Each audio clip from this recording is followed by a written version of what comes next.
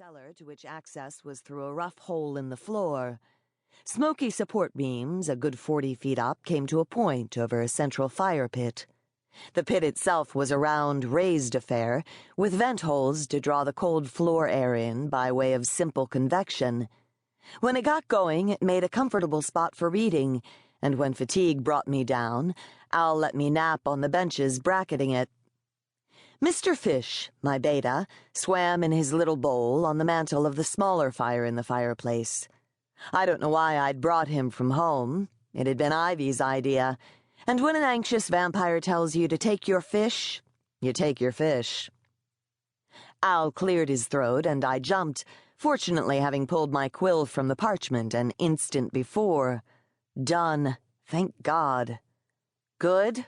I asked, holding it up for inspection, and his white-gloved, thick-fingered hand pinched it at the edge where it wouldn't smear. He eyed it, my tension easing when he handed it back. Passable.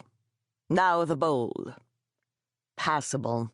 That was usually as good as it got, and I set the painstakingly scribed bit of paper beside the unlit candle and green bottle of aura, taking up Al's favorite scribing knife and the palm-size earthen bowl. The knife was ugly, the writhing woman on the handle looking like demon porn. Al knew I hated it, which is why he insisted I use it.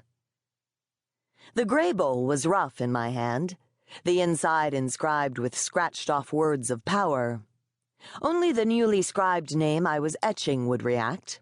The theory was to burn the paper and take in the man's name by way of air, then drink water from the bowl, taking in his name by water. This would hit all 4 elements, earth and water with the bowl, air and fire with the burning parchment. Heaven and earth with me in the middle, yippee-skippy. The foreign-looking characters were easier after having practiced with the parchment, and I had it scratched on a tiny open space before Al could sigh more than twice. He'd taken up the bottle of aura, frowning as he gazed into the swirling green. "What?" I offered, trying to keep the annoyance from my voice. I was his student, sure, but he would still try to backhand me if I got uppity.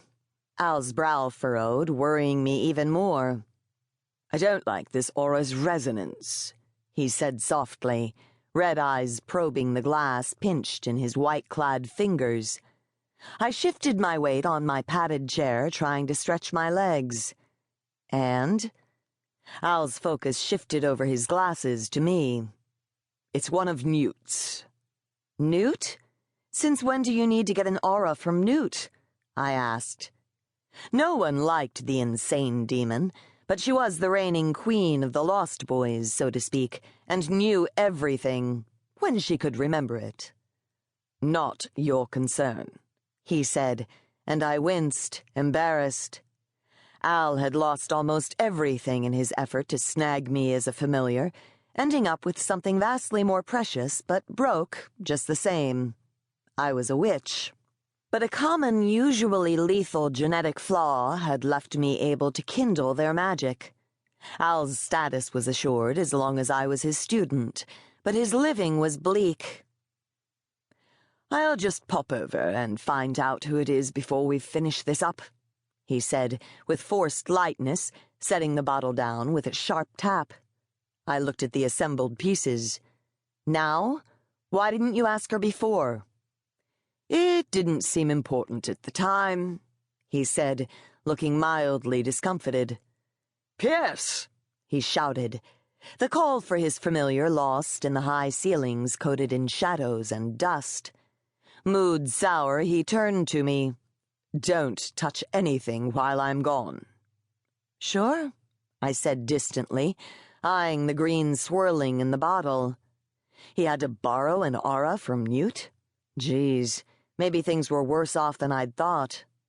"The crazy bitch has a reason for everything, though she might not remember it," Al said, as he tugged his sleeves over his lace cuffs.